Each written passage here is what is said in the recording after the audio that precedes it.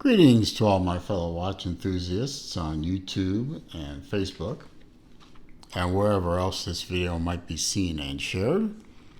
Celine Driver once again, bringing you another unboxing and review of a watch that is not mine. This watch was loaned in to the channel by my good friend Ross Gallin of RMG Luxuries. I will leave a link to that below in the description, as well as a link to Farr Swit's website. This is another Farr Swit watch that I got to review. This is their Wayfinder, and it's a heck of a watch. Really is a very interesting piece. It is a quartz dive style watch built in America, and I'll go over that in a minute. Comes in this nice cardboard box, but this obviously this is not the end of the story with respect to the packaging. I'm going to show you all that in a minute. Let me get the watch out and unbuckled here. I really like the strap. This watch comes with all kinds of fun stuff. It comes with a NATO strap in kind of a sailcloth seatbelt material, which, while I'm not a big fan of NATO straps, as we all know, it's a nice one. It comes with, it uses conventional spring bars for the NATO strap. Comes with a sticker, which has been beat up a little bit, but that's always nice. It comes with a opportunity to share your adventures, and it gives you all their socials, so you can share your adventures with the Wayfinder. So that's kind of neat. It comes with the card, and the sticker came in this nice little drawstring baggie. And it came with another drawstring baggie right here. And inside here are a couple of, I guess they're coasters, really. Leather drink coasters with the Farr Swit logo stamped into them. So, kind of nice. Nice little tchotchkes, little gifts here and there. And I almost forgot. It all comes... and I'm not sure I can get this all into one shot. I'll try. It comes in this Farr Swit dry bag. It's a kind of like a diver's bag. And it's hard to get in that one shot, but it's a dry bag for the like you have for storing dive equipment. So kind of interesting kit, if you will. Very very nice. But we came here for the watch. By the way, it uses quick release spring bars on the silicone strap. We came here for the Wayfinder. This is one of 4 different colorways the Wayfinder comes in. This is the Lume dial. They have 3 other colorways besides that one. I will leave, obviously I said I'll leave a link to that in the description. And you have, across the 4 different Wayfinders, you have 3 different styles of movement in the watch.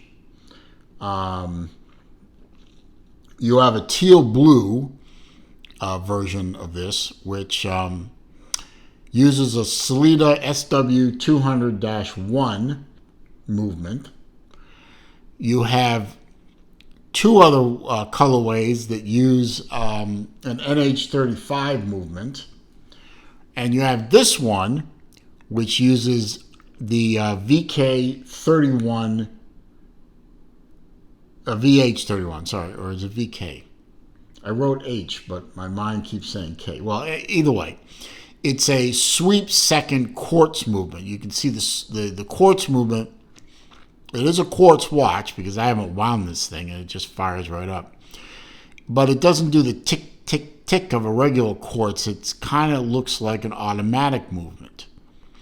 But trust me, it is a quartz movement. Beautiful engraving on the back.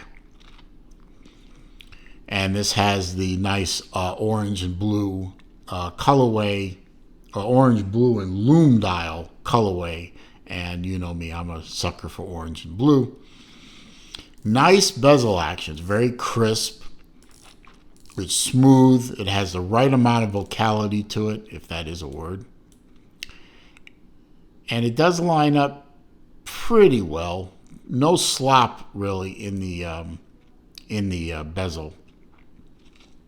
Works very well. Very simple three-hander. No date. No ghost position for setting the date. That's one of the things about the VK31 is it's a no date movement, designed to be a no date movement, and you don't have a ghost position. You have the regular position, the closed position, and open, which hacks the movement and allows you to set the time.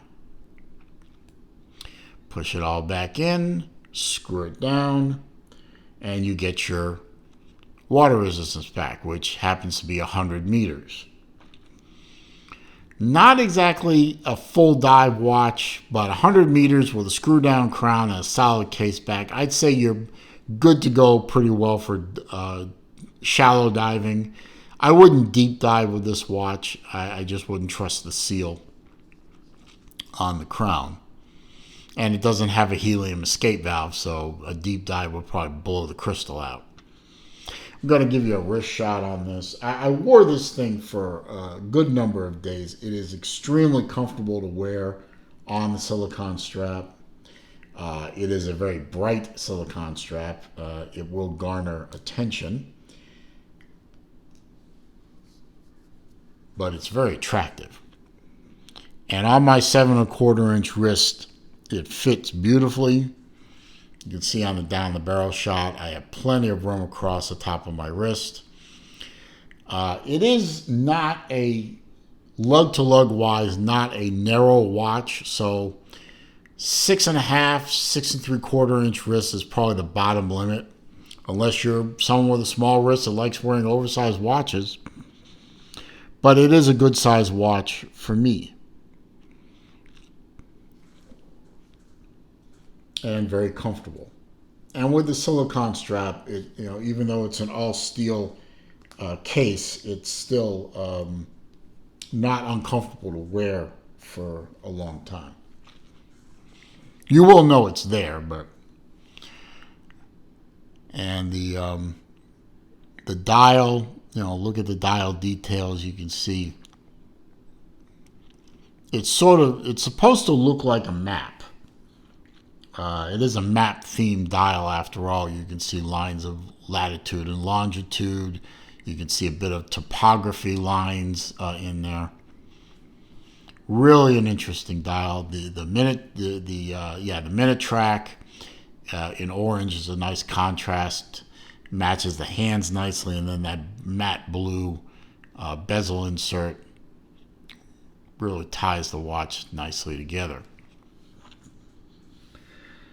What else haven't I said about this? Oh, yeah, it is a watch designed and built in America. The Farr Swit's headquarters are in Elmhurst, Illinois. Almost said Indiana. Illinois. The straps are made in Texas by Barton. Leather straps are made in Batavia. Batavia, Batavia. I'm sorry if you are from Batavia and I'm pronouncing that wrong. Illinois. And the boxers are made in my home state, the free state of Florida. So contributing to the project. Now, the movements are Japanese or Swiss, depending on which model you get, but they are assembled and shipped in or from America. Sapphire crystal up here, flat crystal. I didn't find what the bezel is made out of. I believe it's aluminum, but if I'm wrong, somebody will correct me. But it looks and feels like aluminum to me. It's a 42 millimeter case. It's a 22 millimeter lug width. It's 12.5 millimeters thick, and it's 50.5 millimeter on the lug to lug, or tip to tip, if you will. So it's a good sized watch. It does its job, does it very well. I think I mentioned it before, but I'll mention it again. It's a 120 click bezel. It's not the greatest watch bezel for grabbing when it comes to trying to grab it with wet hands or gloves, but it'll work. They could have done a little more with the knurling.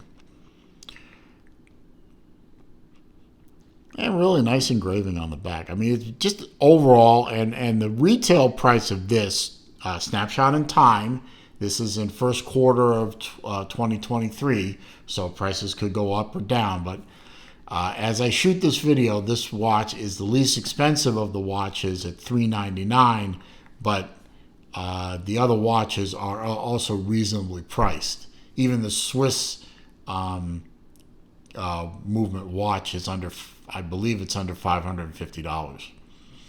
And you get a lot for the money. You get a really nice kit, sapphire crystal, 2 straps, solid movement.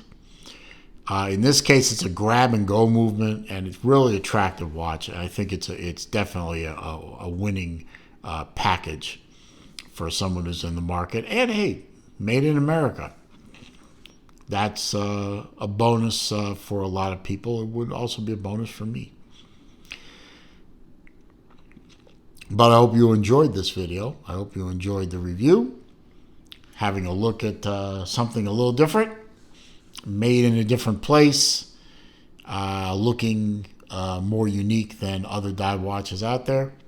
If you found this video to be useful, informative, educational, please, and entertaining, please click that thumbs up. That does help with the YouTube search algorithms, and it's always a good thing to make the algorithm happy. Comments, questions, suggestions down below. I do read them all. I do respond to them all. However, if you are going to troll me, or try to, or insult me, or try to, or you're going to leave links to bad places on the internet, I'm simply going to delete the comment and block the commenter. If you're new to the channel, welcome. Glad you found my channel. I'm glad you watched this video. I hope you will take the opportunity to watch many videos that I have. All I ask in return is, before you leave, click that subscribe button. It's right there below the view window. You can see it. Takes half a second to click. Go ahead, click it. I'll wait. Thank you. Don't forget to click the bell icon too, so when I upload new videos or I do a live stream, you will be alerted to these things. And as I always say at the end of my videos, it is a crazy old world out there.